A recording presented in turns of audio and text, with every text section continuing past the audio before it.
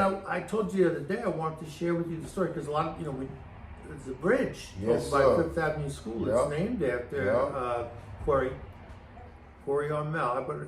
Up there is Corey Swinson. And people ask me, how did that happen? It happened really, it was just kind of organic. Bilal Paulson, who I know has been one of your guests, a good friend, everybody loves Bilal. Shout out to Bilal. Shout out to Bilal Paulson, yes. And his whole family, Patty, Malachi, Alyasha, great people. Wonderful, wonderful family. Man. And he was, Bilal, he was Corey's best friend. Yeah. And Corey would tell you that. And he would also, and it was funny because Bilal's not anywhere near as tall as Corey, doesn't know who he is. But he would keep Corey in line. Yeah. He would tell Corey, he would get in Corey's face and tell him, you shouldn't have done that. You need to back off on this. And he came to me not that long after Corey passed and he said, I was thinking about it and I really think that we should get a bridge, one of the bridges across Fifth Avenue named after Corey. And he said, how do I go about doing that? So I said, one place to start would be Assemblyman Ramos because I feel fortunate to call him a good friend, and he's one of the most powerful men in the state of New York. He's the deputy majority leader of the Assembly up in Albany. So he's got the governor on speed dial. So I said, let's go over to Phil. We'll talk to him. We went over to Phil's office and explained the thing, and Phil said, okay. And at the end, we said, well, what else do we have to do? And he said, nothing. I'll take care of everything. Got it. He took care of it. Oh, yeah. And it took, again, nothing in life is as simple as it seems. We had to get, Phil's in the Assembly, so we had to get somebody in the Senate to co-sponsor the bill, who was Phil Boyle, who was a state senator at the time. And one of his aides knew Corey from high school. So he spoke to Senator Boyle, signed on. That was beautiful. Yeah, and it was, and then it's a crazy story because I wanted to make sure everybody knew about it. So I wrote like a piece about the bridge dedication and about Corey, and I wanted it to run. The event took place in October, first, second week in October, as I recall. And I wanted it to appear like a week before the actual ceremony. And so I sat down to make sure. I started writing it in August. And it was crazy because I think that the editor drove me nuts. But we went back and forth. We must have done like 50 emails back and forth with edits. And thankfully it came out. It was a very, very good piece. And I give a shout out to the editor. And it ran the week before the dedication, and several people said to me, "Oh wow, thanks for that article because I wouldn't have known about it otherwise." Yeah, we had a big crowd. You put that out to the universe. Because some people do still read newspapers, not that many. But it was just a great day. It was a great day for his son. And, I've come to meet his oldest son, Trevor. Yes. And you see how productive their kids are, man. Those guys, I tell you something. They have that same demeanor and energy as Armel. They really do. And the other thing that they have that he has is they're both, again, nobody, I don't think, and, a lot of things come into play. Racism, we know all that crazy stuff. I don't think anybody ever gave Corey credit for how smart he was. Wow. He, because he liked to play the clown a lot, but he was a very smart dude, a very perceptive dude. And it was unfortunate. One of the things that's still unfortunate to me is that he left Bayshore. He left Bayshore, which should never have happened. And I don't want to. He went to like another He administration. he went to Copay. Okay. But unfortunately, and I don't want to get into names and so, but there were people powerful people in Bayshore who were jealous of him. Yeah. And who didn't want him around. Well, listen, sometimes you get them type of people, and they'll go to the top fast.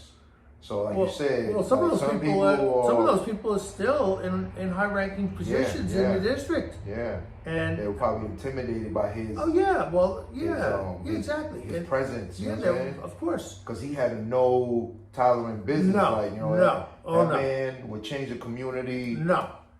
And he had no tolerance for racism, which he would call it out in a heartbeat. And so unfortunately, he left Bayshore, which, and I can tell you, I can tell the story now, but toward the end of his time in Bayshore, he used to come over to my house, like almost, I want to say every night, maybe it wasn't, it seemed like it, and he'd share a glass of scotch with my father-in-law. He loved scotch. And he'd come over and say, hey, Dr. Grello, you got some of that good scotch for me? Yeah. And of course, Dr. Grello was only too happy to share a glass of scotch with Corey. You ain't gonna say no to him. No, I didn't drink that. You and I would have a sip once in a while, and he would lie down on the couch in the living room and, talk about how upset he was with the way things were going down. Right. And then he finally just had to leave, which I think to this day was a terrible thing. Right. He should never have left this district. Right. It's politics, man. Politics is something. It's terrible. Some people don't want to even deal with, man. No, and you can see why. Right. It takes a lot of energy from you, man. Well, and again, I don't want to say this was responsible for what happened or this wasn't responsible, but the stuff that happened in Bayshore with him, let's just put it this way, it did not help him. Right. I don't think it helped him mentally or physically. So Copay just welcomed him, and Copay welcomed him with open arms, but it wasn't home. I mean, let's keep it real. It was not home. Bayshore was home. Yeah. And I mean, he did things. People told me, like, I didn't even know, like, secretaries in the district office told me that when they would have these late night meetings,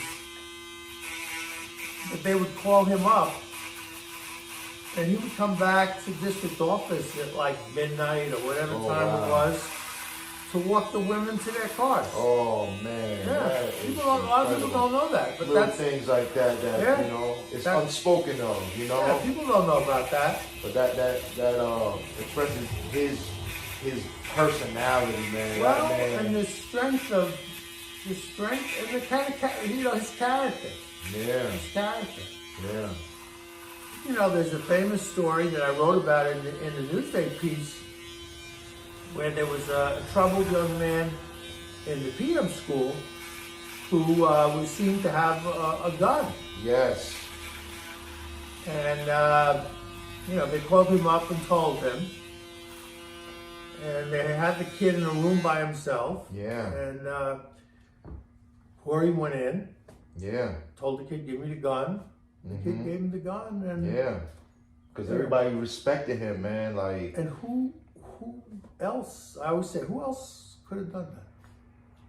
Me personally, if you asking me, I think you. Oh, thank you. I didn't. Because that's why we love you. But I didn't know the kid. I don't know thank you. I appreciate it. But that's why we love you here, man. Because sometimes when I'm cutting your hair and a young fella comes in and you turn your head, I might have the razor on you and you'll turn your head like, excuse me, young man, what's your name? And it's like your personality. The question I always ask is, you in college? Are you in college? Yeah. Are you in college? Yeah. If you're not in college, you need to get in college. And if you need help I'll help you. Yeah, you are very attentive, and you help so many. You helped my daughter get into a job with the Ramos situation. Yeah, that's right. I forgot about that. Yeah. You have that same aura where, like you said, if it wasn't Armel, who else would it be? Well, thank you. You know what I'm saying? It would be, Bilal or MC. Absolutely. Or MC. You know what I'm saying? Thank you. And that, we always appreciate you, my brother. Well, so we never ever spoke I appreciate you guys. I appreciate you guys. I like, that's why I love coming in this barbershop. I get to see you. Yeah. I get to see people that I haven't seen in a long time. We was talking about you yesterday because Ty. Oh yeah, Ty. Sure. Ty used to go. He was in your wife's class. That's right. And, that's right. You never had met him at the time, and y'all was in a place, and somebody said, "Hey Ty," and you turned around like, "Wait a minute. You're the one that gives my wife a hard time. I can't sleep over. I can't sleep at home because of you." That's a funny story. I don't remember that story. Oh man.